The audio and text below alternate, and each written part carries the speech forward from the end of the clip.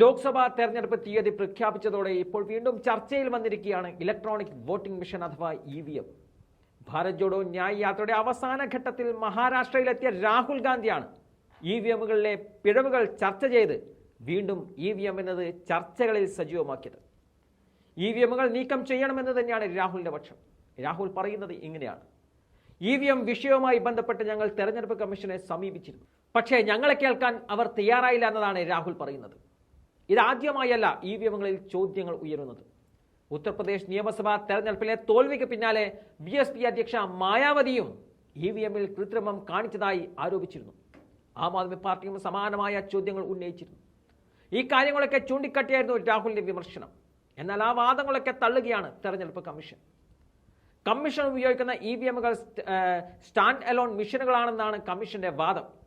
ഇതൊരു കമ്പ്യൂട്ടറും നിയന്ത്രിക്കുകയോ ഇന്റർനെറ്റ് അല്ലെങ്കിൽ ഏതെങ്കിലും നെറ്റ്വർക്കിലേക്ക് കണക്ട് ചെയ്യുകയോ ചെയ്യുന്നില്ല. അത്തരമൊരു സാഹചര്യത്തിൽ അത് ഹാക്ക് ചെയ്യുമെന്നത് അസാധ്യമാണ് എന്നതാണ് കമ്മീഷൻ പറയുന്നത്. അതുപോലെ ഇന്ത്യയിൽ ഉപയോഗിക്കുന്ന EVM മെഷീനുകൾക്ക് 2 യൂണിറ്റുകൾ ഉണ്ട് എന്നതായിരുന്നു കമ്മീഷന്റെ മറ്റൊരു വാദം. ഒന്ന് കൺട്രോളിംഗ് യൂണിറ്റും മറ്റൊന്ന് ബാലറ്റിംഗ് യൂണിറ്റും.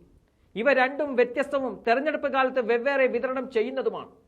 ഏതെങ്കിലും ഒരു യൂണിറ്റിൽ കൃത്രിമം നടന്നാൽ യന്ത്രം പ്രവർത്തിക്കില്ല.